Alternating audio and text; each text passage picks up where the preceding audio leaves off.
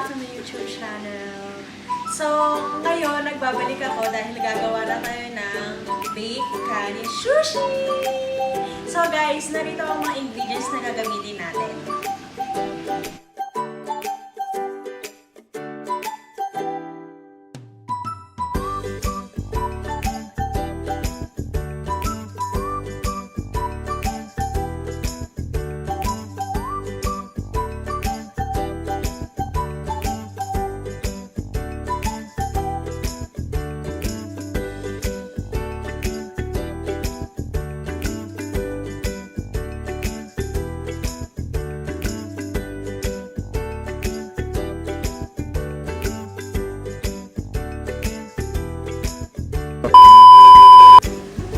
Guys, eto na yung kumbaga pinaka main ingredients natin, yung crab stick.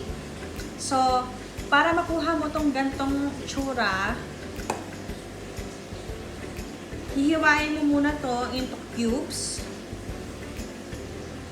Katulad nito. At i-spread mo siya ng ganyan. So, kailangan lahat ng crab stick, maganyan muna natin, ma-spread natin lahat bago natin lalagyan ng cream cheese. So, gagawin ko na muna to guys. Ito natin ang ating crab stick sa malaking bowl kasi paghahalo-haloin natin lahat ng ingredients. So guys, sa malaking bowl, ilagay nyo na dun yung crab stick nyo at ilalagay na natin yung cream cheese, mayonnaise, at yung orange fish roll. Half lang ang gagamitin ko dito guys. Sa ating cream cheese. Next, ang ating pangmalakasang Kewpi. So, lalagay na tayo ng mayonnaise guys. Tansyahin nyo lang. Yan. At ang ating orange fish roll.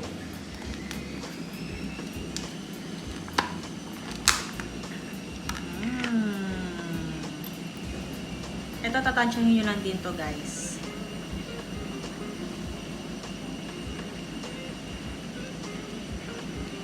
Okay.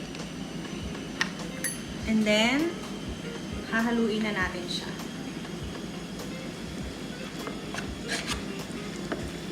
Paghahalu-haluin na natin siya guys. Kasi ito yung magiging pinaka-main ingredients natin sa ating baked sushi maki. Oh my god! Ang bango na guys! Excited na ako.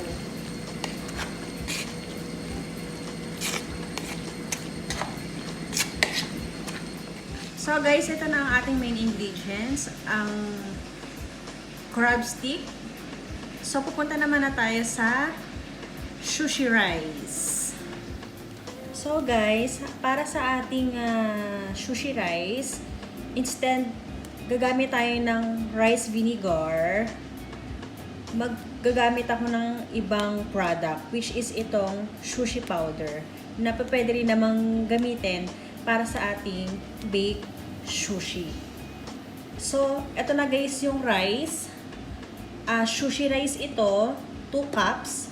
So, sa 2 cups ng sushi rice, 2 tablespoon ng sushi powder.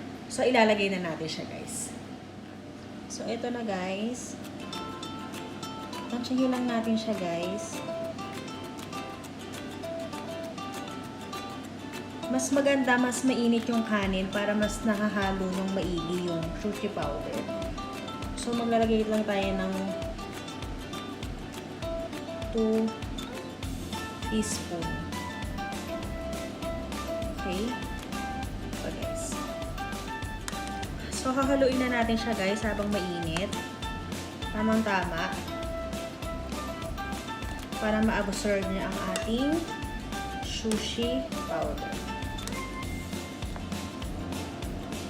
Kasi pag mas mainit, mas na-absorb ng rice yung powder.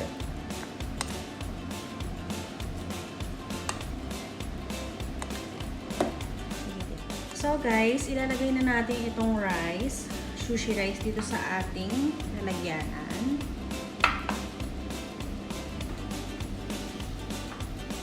Spread out lang natin ng ganyan.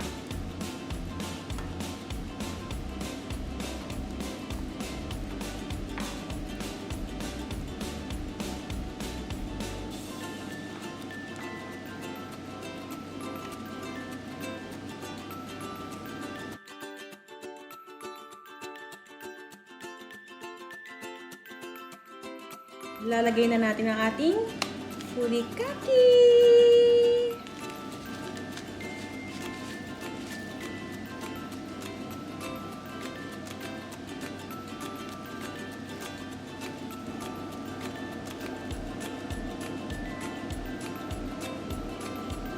So guys, maglalagay lang tayo ng furikake sa ibabaw nitong rice.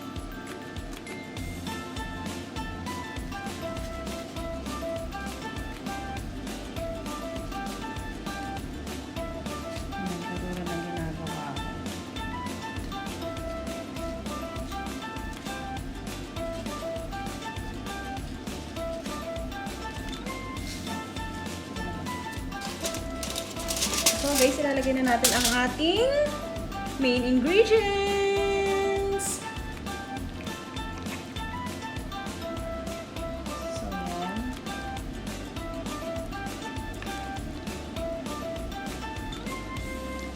Lagyan na muna natin.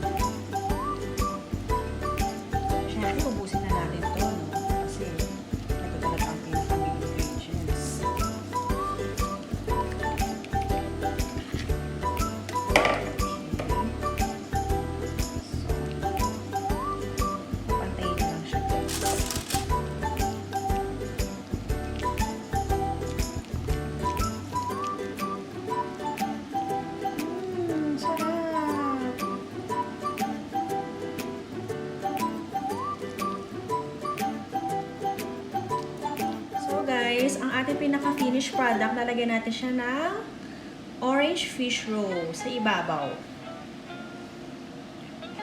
Okay? Yan. Okay, guys.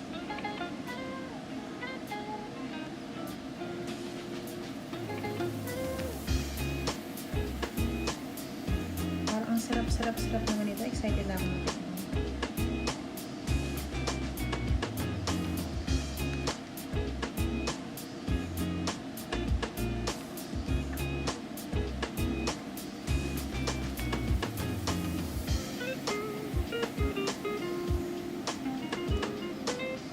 Masarap kasi ito guys itong fish roll na to. Para kang kumakain ng zago. Kasi ano siya, pumuputok-putok sa bunganga mo. Pero masarap siya guys.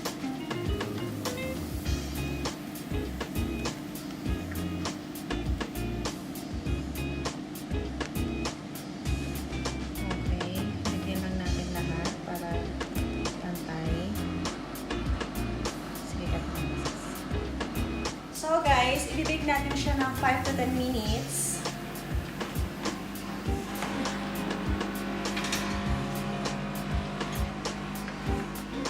Para maluto pa yung pinaka-orange fish roll sa ibabaw. Alright. A few moments later.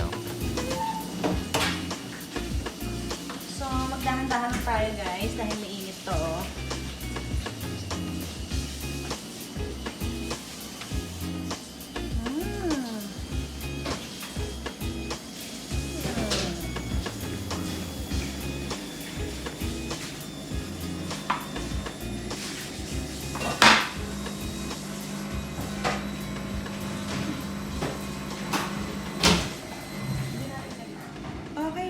So, naluto na ang ating baked Kani sushi. So, titikman ko na siya. Let's try out.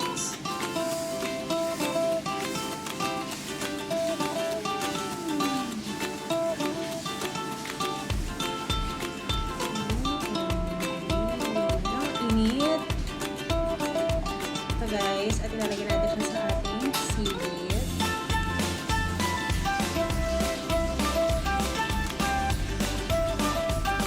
Guys. Medyo mainit siya guys. So, titikman na natin siya guys.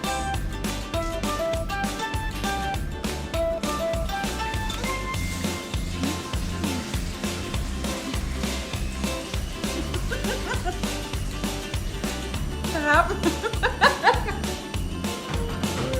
Achieve ang baked Kani sushi.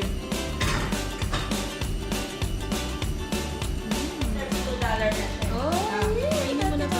Ang laki to eh. May pambili ka pa ng nail bake. Ang laki eh. Oo. Ang laki naman sis. Kaya na yan.